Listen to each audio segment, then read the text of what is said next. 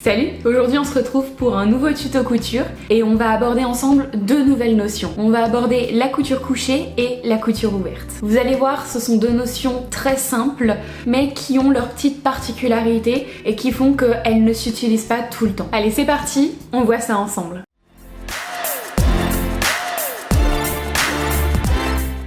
Dans les vidéos tuto couture, je ne vous apprendrai pas à coudre droit ou à piquer en arrondi ou à faire de jolis angles, tout simplement parce que c'est un petit peu compliqué par écran interposé de vous apprendre ce genre de petites choses. Néanmoins, je vous aurais mis en barre d'infos des PDF à télécharger avec des guides et vous devez seulement coudre sur les lignes noires, tout simplement. Dans un premier temps, vous allez venir surfiler les bords des tissus.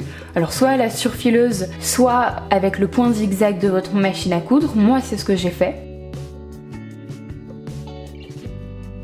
Ensuite, vous venez poser vos deux morceaux de tissu endroit contre endroit et vous assemblez à 1 cm, ce qui correspond à la valeur de couture.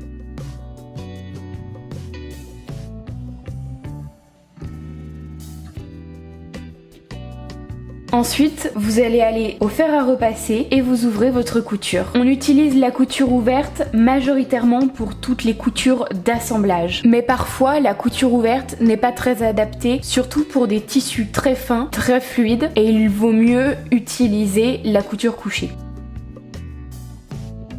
On passe maintenant à la couture couchée et tout comme la couture ouverte, vous allez venir surfiler tous les bords des morceaux de tissu.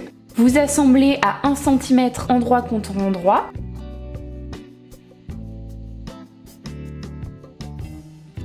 Et maintenant, vous allez passer au fer à repasser et vous couchez votre couture sur le côté. En règle générale, les coutures sont couchées des côtés extérieurs. Lorsque vous assemblez des côtés devant et dos par exemple, la couture est couchée en direction du dos. Tout comme lorsque vous assemblez le haut d'un buste avec le bas, vous devez coucher la couture en direction du bas. On utilise la couture couchée surtout pour tous les assemblages qui sont rabattus, comme la parmenture, les enformes, les poignets, les cols, la ceinture, les emmanchures et les doublures. Et comme je vous le disais un petit peu avant, on utilise également les coutures couchées pour tous les assemblages de tissus extrêmement fins, comme de la mousseline ou du voile. Ces deux notions, c'est vraiment le b.a.-ba et vous devez vraiment les intégrer. Naturellement, j'ouvre tout le temps mes coutures, mais parfois je me rends compte que mon tissu est trop fin et que ça ne rendra pas si j'ouvre les coutures. Mais à l'inverse, si vous avez tendance à toujours coucher les coutures, lorsque vous allez coudre un tissu un peu plus épais, vous allez vous rendre compte que vous allez avoir un petit bourrelet qui va se former du côté où vous avez couché la couture et ce sera pas très élégant. Cette vidéo est maintenant terminée, j'espère qu'elle vous aura plu